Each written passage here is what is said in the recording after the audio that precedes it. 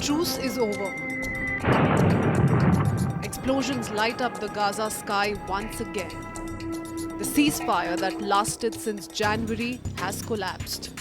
Israel has resumed airstrikes on Hamas targets and the consequences are devastating.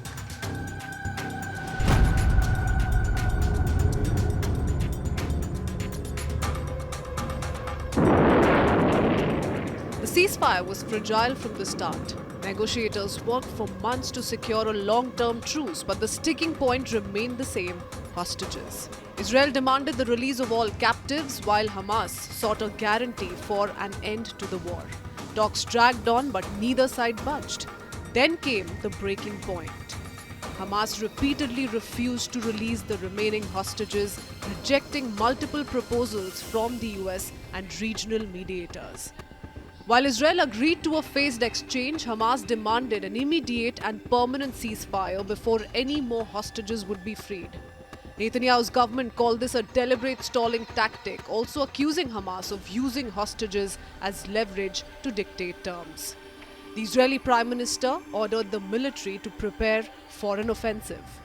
He blamed Hamas for rejecting every offer made by the US mediators.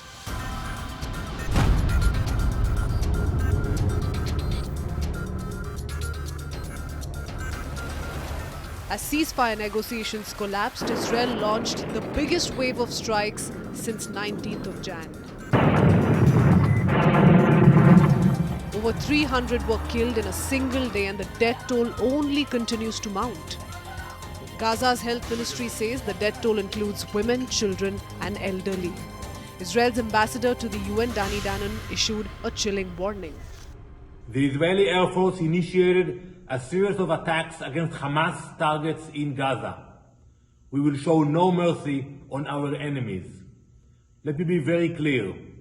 Israel will not stop until all of our hostages are back home.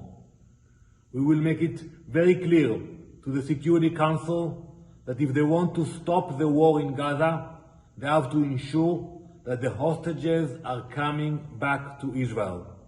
We are committed to bring them back. Prime Minister Benjamin Netanyahu and Defense Minister Israel Katz have instructed the IDF to take strong action against Hamas. Meanwhile, Netanyahu's office released a statement doubling down on military action.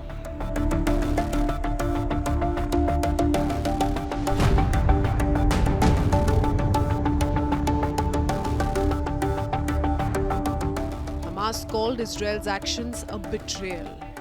The group accused Israel of deliberately sabotaging peace efforts and endangering the remaining hostages. Yet Hamas has not officially declared war. Instead, it is urging international mediators to step in.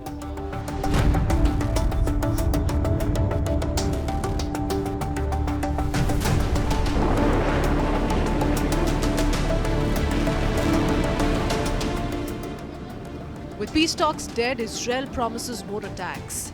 The military says its strikes will not stop until Hamas releases all remaining hostages. Meanwhile, Hamas warns that this escalation could spiral into a larger Middle East conflict.